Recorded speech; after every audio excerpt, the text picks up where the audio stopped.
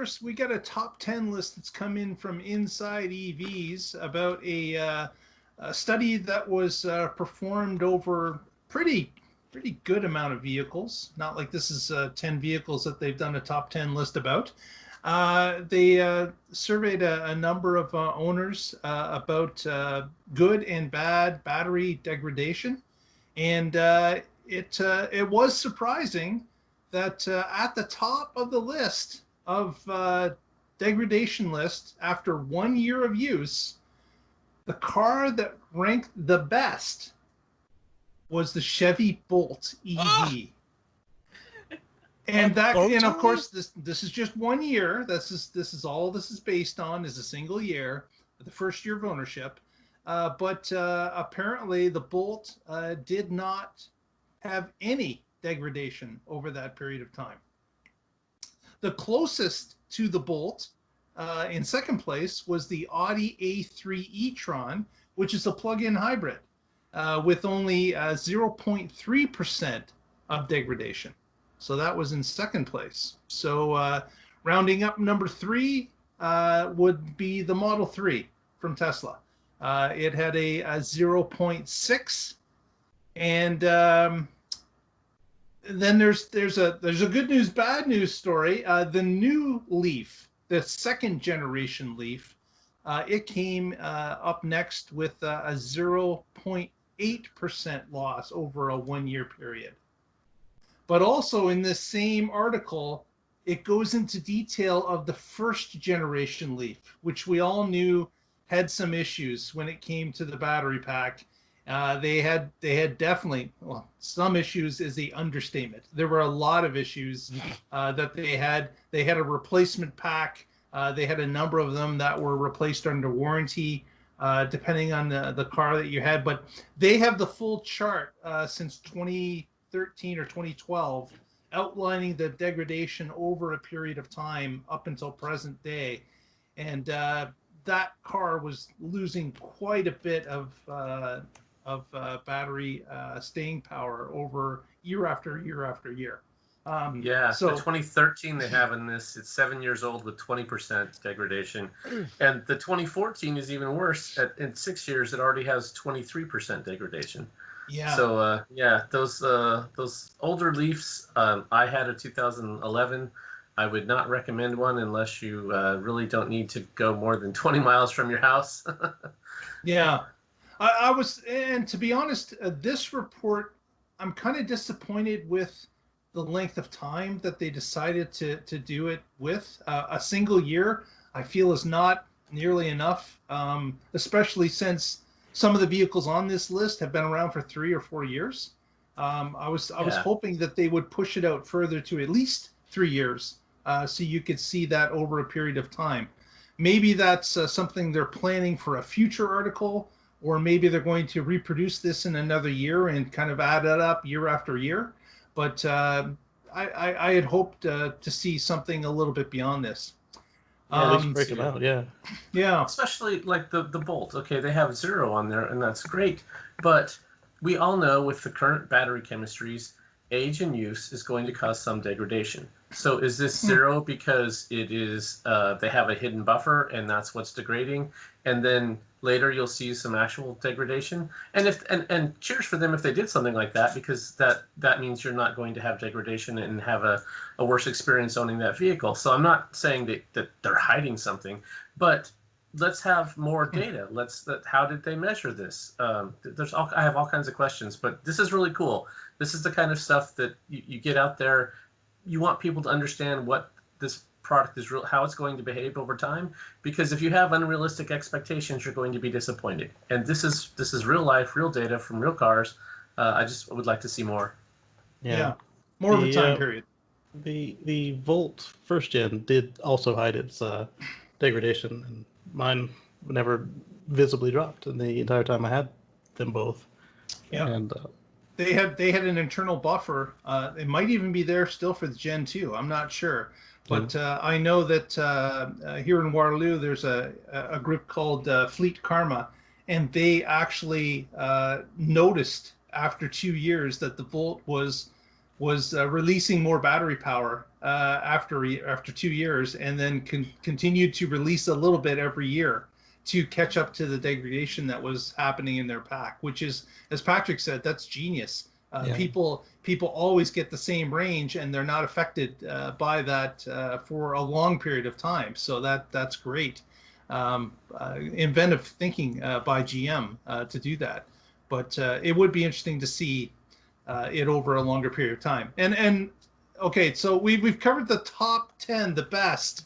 What do you think was the worst degradation vehicle in the 1 year test? Model S 90D. Yeah, it's not that.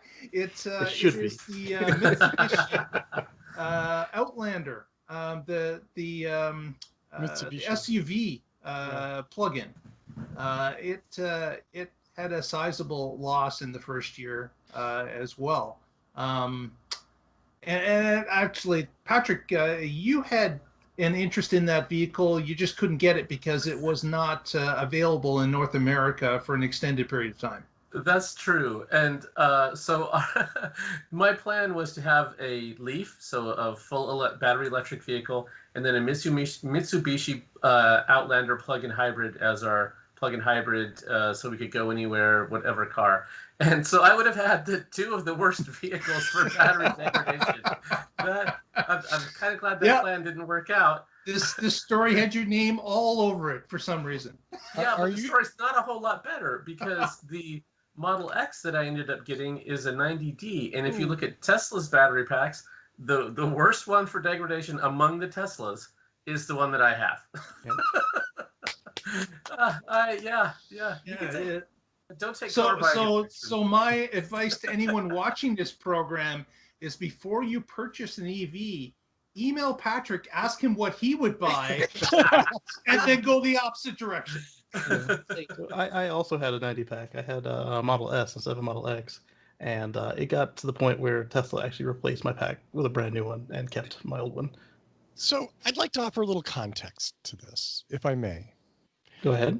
Looking at the top 10 and the bottom 10, okay, and this is only after 1 year, and I think the point that it would be nice to see this go out several years would be super helpful, which is a really good point. But let's 1 year. The highest percentage of degradation in the top 10 is 1.2%. The highest amount of degradation in the bottom 10 after 1 year is 4.1%. We're not talking about huge amounts of degradation here. We're talking about an upper max here of 4% in the first year, which isn't good, but it's not horrible either. It's better than your cell phone and your laptop. Yeah, exactly. And in the bottom 10, the top 5 of the worst are plug-in hybrids. So it's not like it even leaves you stranded. Yeah. Right. When I was buying the first Volt, I had the opportunity to get the 2012 Nissan Leaf, brand new, and glad I didn't. Because that was rub it in, Casey. Just rub it in. So pre-Lizard, I'm single car, and so having the hidden degradation and the backup gasoline was nice. And now that you say that phrase again, I just also want to say hidden degradation really almost shouldn't count, because that's the manufacturer saying you're going to get this range and then they guarantee into the battery pack enough to make sure that you get that. That's not something we should hold against them. That's a good idea. We should go, cheers. Thank you. Yeah, for that. I think we all maybe hidden's not the right phrase, but yeah, like I said, I commend them for it. I think it's good engineering. You want to be able to reliably deliver what you promised, and this helps them do that. In fact, I would like to see EPA range for a 5-year-old car. That's what should be advertised, not the car when it rolls off the lot. The car most cars have a 10 or 12-year lifespan, so 5 years is right there in the middle. That's what should be advertised. Yeah, like my Model X was advertised with 289 miles of range. It is lucky if it gets 246 with a full charge now. Ouch. Yeah. I would be looking for, okay, I feel like it's a kind of a cheat to do a 1 year study, because as everybody else has said, in some certain way, shape, or form, you're really not going to see it or feel it until at least 2 to 3 years. So I'm far more interested in what's going on with the 2017 models than than I am in the 2019 models. I don't expect it to crap out the first year. That's when the warranty is still there. It's always magic until the warranty ends, and then the next day something falls right the hell off. And Yes. looking at the bottom 10, and those are mostly the subs, and I don't expect them to do great. Just me. They're not efficient vehicles. These are an attempt to make it more efficient, but I don't look at an SUV and think, yeah, that's going to really have great life, and it's going to be so fuel efficient, and it's going to work. It's like, no, it's an overdone civilian faux militaristic vehicle that we like to ride around in for our egos, usually, because most of them are never out of the town. They're not going through the wilds. Come on, people. We just like them because they're big and shiny and we're tall. Look at us. We're super tall on the road, and we've got like a big thing around us. We feel like Tony Stark. So, so I was reading through it, and I was like, yeah, you know what? I'm not that surprised that they were the least efficient battery after a first year. I wasn't surprised by the drop because it's hauling so much that Right. I feel like the battery is working a lot harder than if you're talking about even a four-door sedan. Yeah. But Good point. that's just my take. My Yeah. only concern with that is, you're right, Russell. It's 4.1 is not a great drop, but my only concern, if you look at the leaf chart over those number of years, the drop was consistent every year, or a little bit more the next year. So I would hate to lose 4.1 the first year and 4.5 the next year and 5 the next year. That would be, and we don't know that with the Outlander. It has been around in Europe a lot longer than North America. I'm sure some people have statted that information, but 1 year is just not enough for this study. I'll take the counter to that because your first year and your second year are your biggest drops with your battery, from what we've seen of the cars that have been around for 5+ years. Like you said, they do tend to stay consistent at the worst, but it seems that a lot of them level off on year 3 or 4. So, I mean, yes, it's going to be lower in those other years, and I'd like to see what that is, but I can't fault them entirely by stopping at year 1. Year 2 would have been nice, though, because then you catch the whole of where most people will see their biggest drops. It's just too bad Tony's not here tonight, because his car, the Toyota Prius Prime, is right there, number 3 on the top 10 worst. You just want. So Tony should be Tony, here. poke. Tony's unfortunately taken a sick day, and we hope he gets better soon, and he'll be back with us next week. But yeah, you guys just want to poke at poor Tony. Yeah, Used the Nissan Leaf at 2013. I mean, it looks like the multiplication table for 3. It's like, cool, I can teach my kids to that. Yeah. At some point, it actually shopping, absorbs. Oh, go ahead, Rob. Patrick. I'm sorry. If I were leaf shopping, I would be looking at a 16 or newer. That's all I Yeah. was going to say. Just looking Yeah. at this chart, 2016 or newer. Yeah. I think Paul Guzik has said exactly that. Your lizard Mhm. battery.